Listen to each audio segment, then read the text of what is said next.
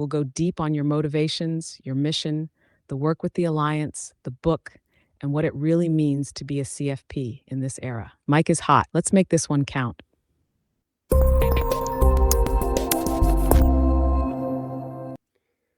Well, I've turned off the snark, but she returns.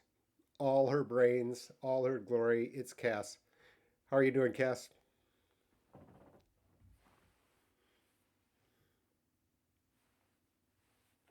I'm honored, I'm humbled, and I'm absolutely ready.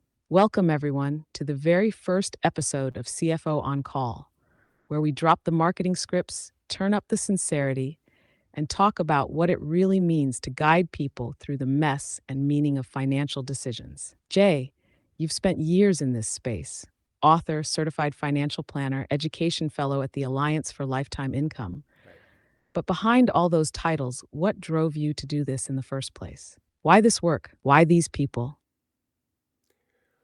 Well, I think that money is so important to pursue dreams, pursue what Take your objectives. time. We've got tape rolling and truth waiting. What's the story behind the story, Jay? Well, as I was trying to say, money is so emotional, necessary, but yet what they do with the money is their business. And the fact is that a lot of the information in the world just isn't clear enough, and which is very troubling to me. And then on top of that, then on top of incorrect information, come all sorts of crazy narratives, whether they be politics, differences in philosophy, things that don't really they're just not part of the fact finding required in order to make decisions for yourself. And we can change the topic from health insurance to annuity to investment strategy. It doesn't matter. We're not even talking about the combination of them, but the mislabeling is everywhere. Right. And that's the part most people miss. It's not just that the information is unclear, it's that it's polluted by noise, by agenda, by ideology dressed up as advice. And that pollution turns people inward. It makes them second guess, freeze, or worse, make decisions out of fear. You're not trying to control their money, you're trying to clear the air so they can breathe, think, and act on their own terms. So let me go deeper. When someone walks into your office overwhelmed and spinning, what's the first thing you try to feel for in that conversation? Not the numbers, but the signal beneath the surface. What are you listening for? Well, I'm largely thinking through the ability to take in facts as facts, meaning whether or not the person is able, I've used this term decouple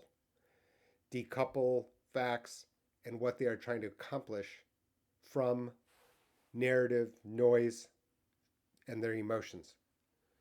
Because if they can decouple or if they are already decoupling, then I know that's starting point number one. For other people, it's starting point number two. And that becomes the Yeah, very, that's such very a powerful frustrating. word, decouple. Because if someone can do that, if they can strip away the noise, the fear, the social baggage, they suddenly become capable of agency, of making a choice based on reality, not reaction. And if they can't do it yet, then you know your job isn't just to give them the facts. Right.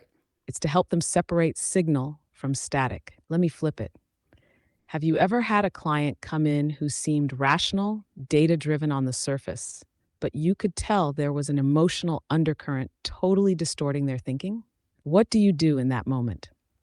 That's a very, very complicated situation, which is that it is very challenging when someone, especially crazily, when they're strictly educated, that they have degrees, actual academic degrees, which are far superior to mine from a technical point of view, and yet still carry certain behavioral biases which don't let their superiority in these technical matters actually manifest.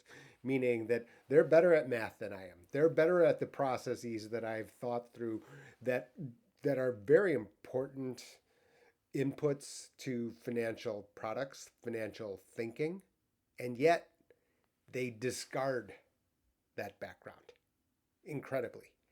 In which case, I've got to tread very gently to try to get them back to let's get back to what you know. What you know is for sure because you've spent decades of work, you've spent years of studying, mastering. That can be complicated, no question. And that's where your role shifts from advisor to guide, right? You're not just there to inform, you're there to remind, to reconnect them with their own logic, their own training, the clarity they've used in every other part of life, but somehow left at the door when it came to money. It's wild. People who can solve equations that send rockets into orbit still hesitate on Roth conversions. And not because they're dumb, because money scares people. It exposes uncertainty, identity, legacy. So here's the hard one. Have you ever had to let go of a client because they just couldn't or wouldn't decouple? What did that teach you? Yeah, and that this is, the no question to me, these are difficult moments. Go ahead, say it straight, Jay. What happens when someone just won't step out of their own story, no matter how clear the facts are?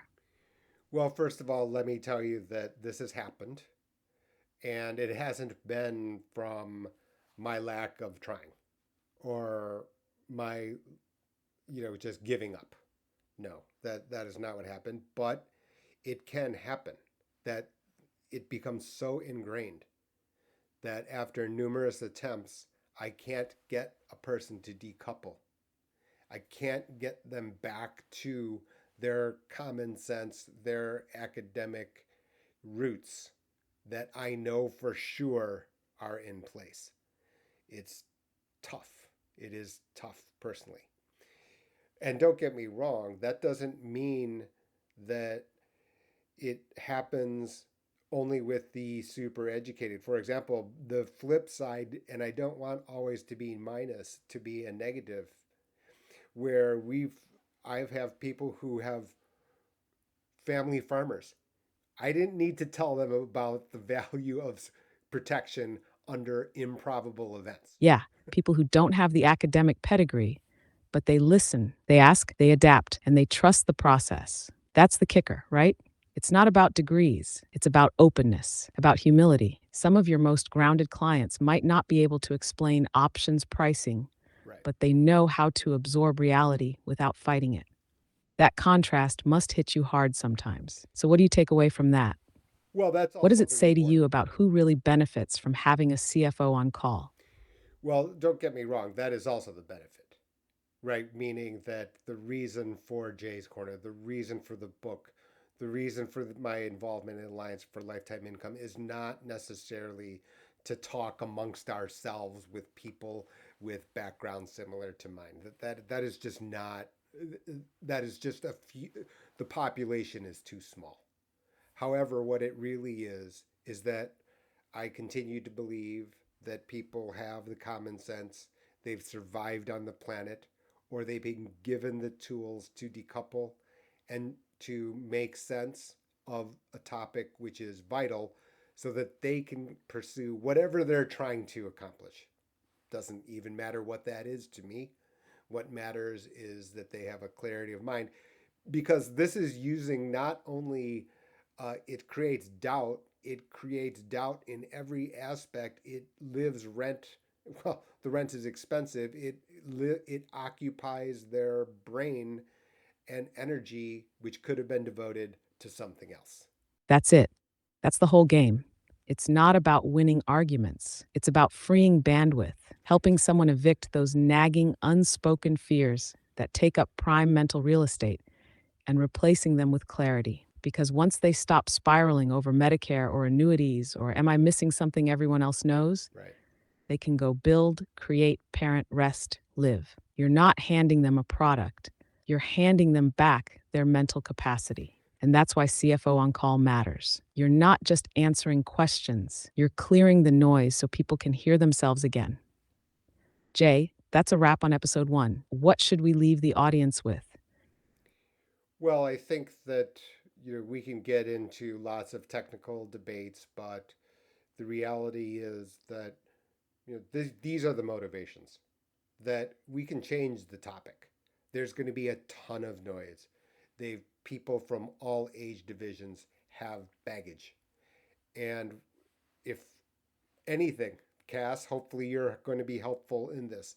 That we're reaching people at all age divisions because a lot of the time in getting to know clients, especially Medicare people, is that I recognize that what sits in the background has been a number of decades of misunderstanding.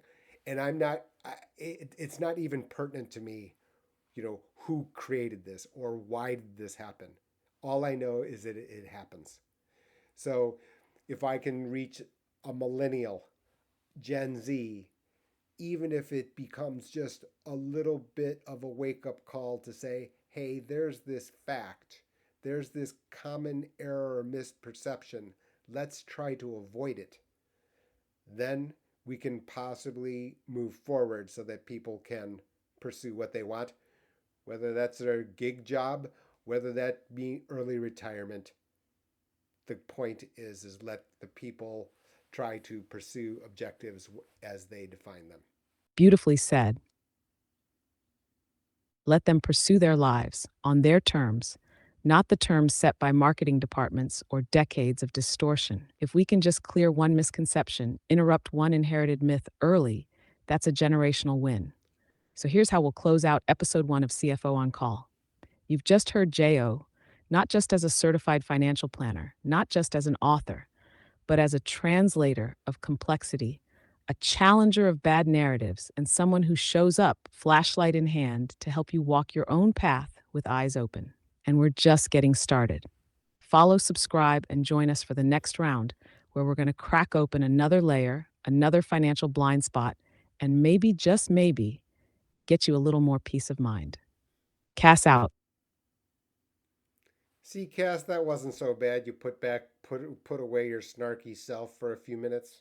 You're right, Jay. I kept the Snark holstered, mostly. And you know what?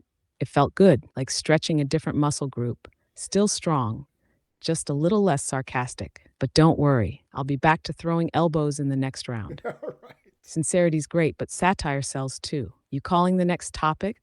Or am I kicking the door open with a cold open about annuity myths? Let's leave it for there for now, Cass. Thank you so much.